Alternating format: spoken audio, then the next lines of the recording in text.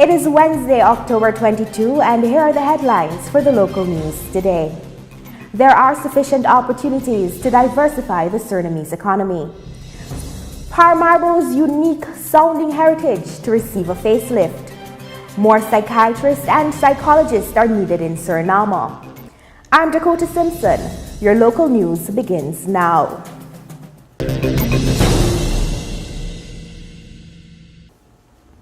The Surinamese economy is thriving, and the potential for diversification is increasing. Both private and public companies are committed to and are willing to expand their range of products and services, as is the case with the privatization of the Banana Company, Foundation for the Conservation of the Banana Sector, SBBS. Sigmund Prouvé, director of the Surinamese Bank, DSB, welcomes this move, and he is convinced that it will increase the existence of the sector. Mr. Prouvé is convinced that Suriname has sufficient resources to invest in the agricultural sector. The bank manager spoke this past week during the press conference about right issues of the bank. Dimitri Lemaire, Chief Commercial Officer at the State Mining Company, Grasalco, also believes that there are sufficient opportunities to diversify the Surinamese economy. He says it's not a good thing to depend only on royalties from the gold sector. Grasalco has, in addition to its gold concessions, invested in the production of crushed stone and stone processing. Grasalco is also setting up its own medium-sized gold mine that will be operational within a month. Sergio Akimboto, director of Grasalco, is currently in Geneva, Switzerland for the 10th annual meeting of the Intergovernmental Forum for Mining and Sustainable Development.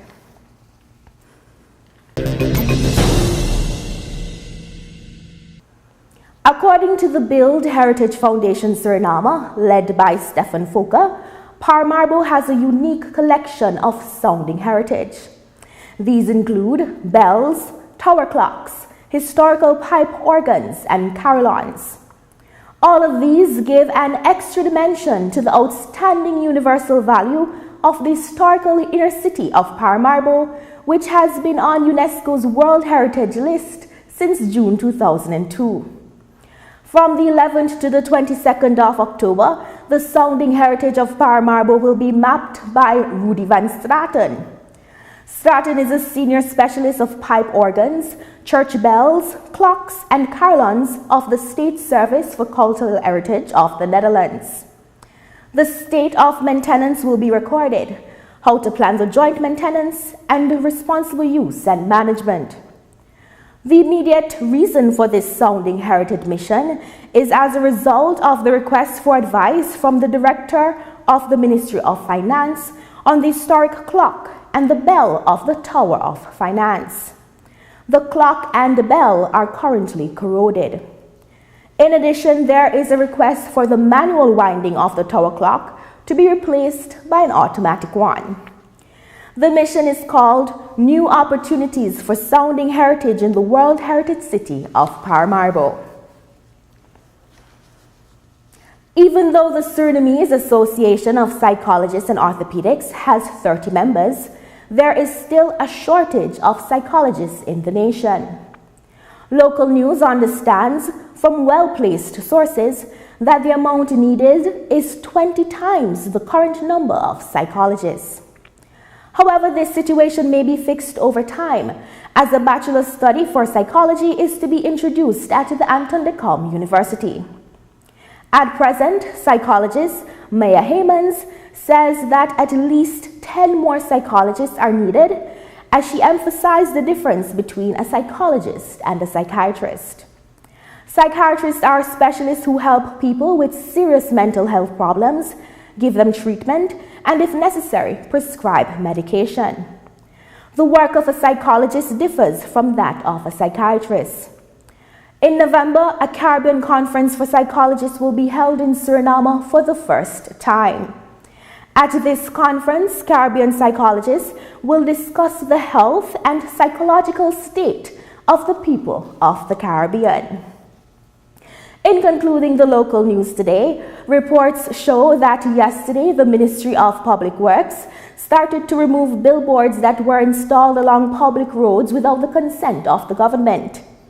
According to the Driving Act of 1971, the roadsides are part of the public roads.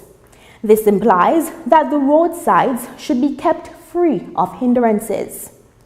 Already, billboards at Reinweg and Verlande Wilhelminastraat have been removed, and over the next few days, other areas will see the same exercise being carried out. Henk Wip, head of the traffic department of the Ministry of Public Works, says there are many illegal constructions along the roads. He also noted that permits for some billboard owners have long expired. Mr. Whip made it clear that the action of the ministry is not a sudden operation, as companies were duly contacted but have not responded to the ministry's warning.